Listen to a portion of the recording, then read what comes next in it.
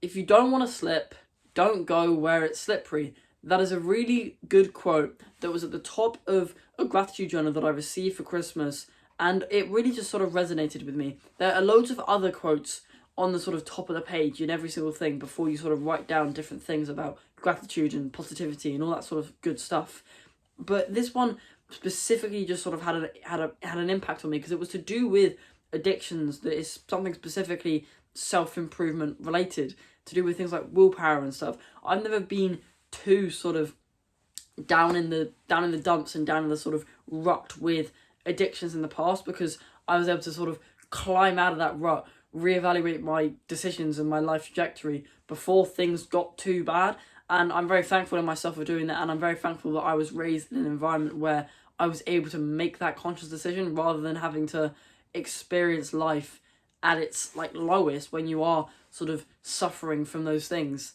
But what's interesting is this quote came from a book known as Alcoholics Anonymous, which is a book that is originally created to help people like get rid of alcohol addictions, because alcohol can cause many problems, especially to do with behavior and your health, which is probably the most obvious one out there. But despite the fact that this is Alcoholics Anonymous, this book has been said to actually be very, very useful in quitting any addiction that you possibly have, whether it's smoking, whether it's like eating fast food and like sweets and junk food and stuff like that, because of the whole mindset and message that the book actually contains. But if you don't want to slip, don't go where it's slippery is a quote that can be applied, as I say, to basically every single addiction that could possibly exist. If you're trying to recover from being an alcoholic, or you're trying to quit smoking, or you're trying to quit vaping, it's probably best to not hang out with people and go to parties with people that are going to encourage that behaviour.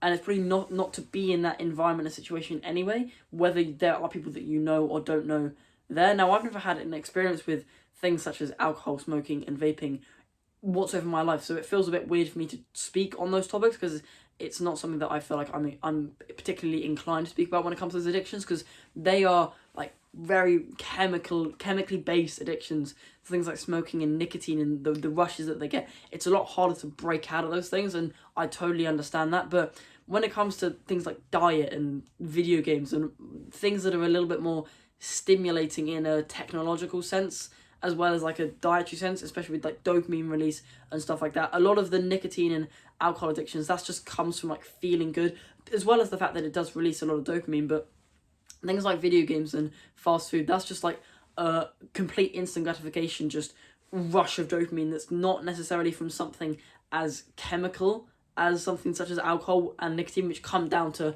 two basic chemicals, ethanol and nicotine. So I feel like I'd probably be more inclined to speak on those topics anyway, but it probably would be easier for me to speak on things such as alcohol, so I'm just going to like try input little things in there that may help you to try get rid of some of the things that you don't like about your habits and stuff like that, because it does make sense that if you don't want to slip being something like relapsing to porn, maybe it's relapsing to alcohol or smoking or vaping, anything. If you don't want to slip, don't go where it's slippery. Don't, maybe it's not the wisest idea to try to test your willpower. Now I'm one for willpower training, but it's interesting how this phrase sort of resonated in me despite my beliefs upon that thing. I've said in a video about willpower training that if you want to try and improve your willpower to be able to stick to diets and stuff like that, then put your most favourite food that you always continue to relapse on, whether it's biscuits, whether it's sweets, cake, anything, you like put it in front of you and you just ask yourself, why is this thing contributing to a detriment in my life? Why is this thing causing me such a potent addiction? And you just stare at it for however long you like. You keep it in your room, keep it in your workspace. Hopefully it's not detrimenting your ability to deep work and stuff all that much, but eventually your willpower will build up so much that you just feel like you can ignore it and it doesn't really have any power over you anymore. And that makes a lot of sense, because even though you don't want to go where it's slippery, there's places where the slipperiness is hidden. There's places where it's obvious. If you're gonna like go on the internet, on private tabs on the internet and stuff, and you're gonna search up like silly stuff, and you're gonna end up relapsing, that's like a bit of a silly thing. But there's gonna be times where it's gonna be unavoidable to avoid these things. You're gonna be on social media, and something that's got past all the regulation barriers is gonna come up, and it's gonna cause you some sort of cause you to try to use some willpower. So it's worth training your willpower for when these events come up, when there's just some hidden ice on the road and you don't know it's there, but you're going to end up slipping if you like try to not focus and go around it. Same thing with alcohol, same thing with vape, same thing with smoking. You could be talking to someone random that you met while on a walk in the woods, for instance. They're walking their dog, and you could be having a nice lovely conversation. They could potentially offer you a cigarette or a vape or something like that. And if you're trying to quit that addiction and you've been doing everything right, you've been avoiding going to the obvious places such as parties and stuff where those things are most common, even though you've avoided going where it's slippery, these kind of things are still going to happen. So it is worth training your willpower to an extent to make sure that you can still resist these urges and temptations when situations like that arise. So putting your favorite vape flavor, I don't know, in front of you and just ask yourself, why does this thing have so much power over me? Put some like cigarettes in front of you. Why does this thing have so much power over me? Same thing with food. Same thing with like video games or something. Just like sit and stare at your monitor. Like why does this thing take up so much of my time? Why does it have so much power over me? And ask yourself these sort of deep questions that are actually going to cause you to reflect a lot. But I do think in both cases there is a place for avoiding where it's slippery and these sort of social environments where you're more likely to succumb to the validation and choose to do these things because they seem more normalized to the general populace at that gathering. And there is also a place for willpower training and making sure that when a random situation where you don't know it's going to be slippery, it's not something that's going to be obviously slippery and mean that, like, if you went there, it's like you'll say to yourself, oh, I'll go to the party, I won't drink, I won't smoke, I won't do this. But like, you know deep down in your mind that you're going to do that. And so if you do that, that's like the first sort of barrier to like getting past these temptations and stuff. But even if you don't do that, there's still going to be ways that this thing comes up. Some people are going to decide to like sort of slip purposefully, like kind of purposely, but kind of not, because it's sort of just a whole excuse thing, and their subconscious mind is going to be like telling them to do that thing. But even though they consciously are clearly trying to get rid of their addiction, their brain, their addicted brain still is going to want them to do that thing.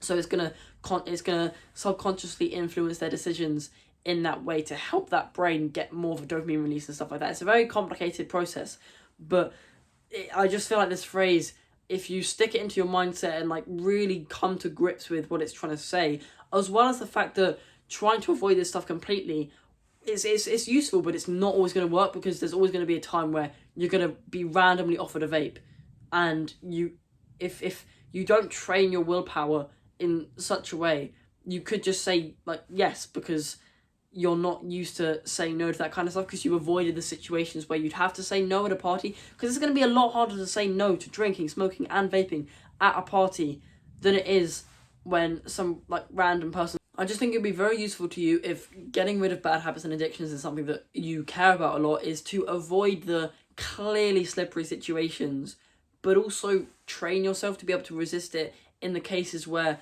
this sort of urge to do something comes up because someone's asked you to like offer, or not asked you to, but offered you something like a vape or something, so that you can avoid it in the random situations as well. I think that will actually mean that you are going to be able to resist like cheating on your diet or something when someone offers you like to go to McDonald's or something. It's going to be a lot easier for you to do it when you sort of had that willpower training earlier.